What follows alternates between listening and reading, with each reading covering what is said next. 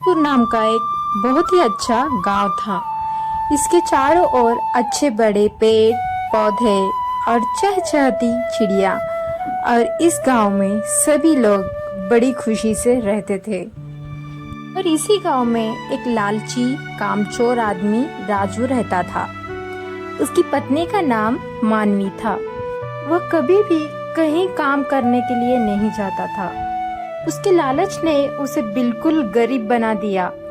उसने अपने लालच की वजह से अपनी सारी जमीन जायदाद बेच दी। बस उसका घर ही बचा हुआ था। उसने न जाने कितने लोगों से कर्ज लिया और उसको चुका नहीं पाया। राजू, तुम्हारा ये कब तक ऐसा चलता रहेगा? अरे, तुमने अपनी लालच की वजह से सारी जमीन बेच दी और अब तुम पूरी तरह से कर्ज में डूब चुके हो।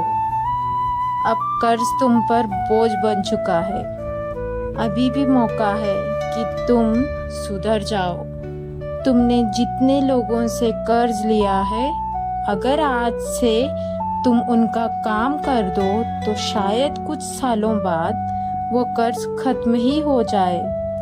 अगर मेहनत करोगे तो सब कुछ मिलेगा। मानवी, मैंने तुमसे कितनी बार कहा है कि ये मेहनत मजदूरी मेरे से नहीं हो पाएगी, और ये जिन लोगों से मैंने कर्ज लिया है, ये मैं इनका कर्ज भी नहीं चुका पाऊंगा। जब ये मर जाएंगे तो कर्ज मांगने वाला कोई बचेगा ही नहीं, तो फिर बाद में मेरे से कर्ज कौन मांगने वाला? मानवी, जरा सोचो और दिमाग का भी इस्तेमाल करो। हे भगवान, ना जाने मैंने पिछले जन्म में कौन से पाप किए होंगे जो इस जन्म में मुझे इस मनहूस से शादी करनी पड़ गई। अरे, मैं क्या करूं इस आदमी का? इससे मैं तो तंग आ गई हूँ। अब राजू, तुम कान खोलकर सुन लो। मुझे तुम्हारी एक भी बात नहीं सुननी। तुम्हें जो करना है तुम वो करो। मैं तुम्हें कोई भी काम करने के लिए मना नहीं करूँगी। मैं आज ही अपने मायके जा रही हूँ। तुम वहाँ मुझे लेने के लिए मत आना और इसी अपने टूटे फूटे घर और अपने लालच में ही डूबे रहना। अब मैं जा रही हूँ। मानवी अब राजू की लालच से तंग आ गई थी। अब वो मायके जाने की तैयारी कर रही थी। तभी राजू मानवी से कहता है, वी, मेरी बात सुनो। ऐसे बुरे हालात में मुझे मत छोड़ कर जाओ। मैं तुम्हारे बिना जी नहीं पाऊंगा मानवी। कोई भी बुरे हालात नहीं है। तुम अपने हालात खुद पूरे कर रहे हो। अगर आज से ही तुम सुधर जाओ तो कुछ दिन में ही कर्ज खत्म हो जाएगा, और जब कर्ज खत्म हो जाए तभी तुम मुझे लेने के लिए आना। मानवी राजू से कड़क बातें तो कर रही है, लेकिन उसके आंखों में आंसू आ जाते हैं। लेकिन वो अपने आंसू को छुपाते हुए घर से चुपचाप निकल जाती है। मानवी इसीलिए मायके जा रही है, राजू को अपनी गलती का एहसास हो जाए और राजू सुधर कर फिर से पहले जैसा राजू बन जाए। राजू को मानवी के जाने का थोड़ा बहुत अफसोस हो रहा था, लेकिन उसे कुछ ज्यादा अफसोस नहीं हो रहा था। मानवी को गए हुए आज पूरा एक सप्ताह हो गया है, लेकिन राजू को उसकी कोई चिंता नहीं थी। उसके घर में खाने पीने का सामान खत्म हो गया था।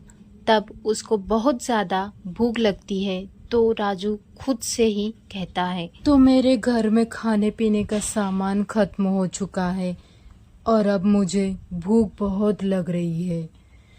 मैं कुछ अपना दिमाग लगाकर आज के खाने का इंतजाम करता हूँ। एक पेड़ के नीचे रवि नाम का बूढ़ा आदमी बैठा था। राजू उससे ही कहता है, रवि चाचा, मुझे बहुत जोर की भूख लगी है और मेरे घर में खाने पीने का सामान खत्म हो चुका है।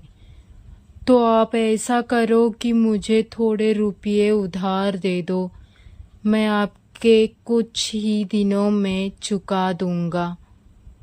अरे राजू, पहले तू मेरे पिछले रुपये तो वापस कर दे, फिर मेरे से और रुपये ले ले।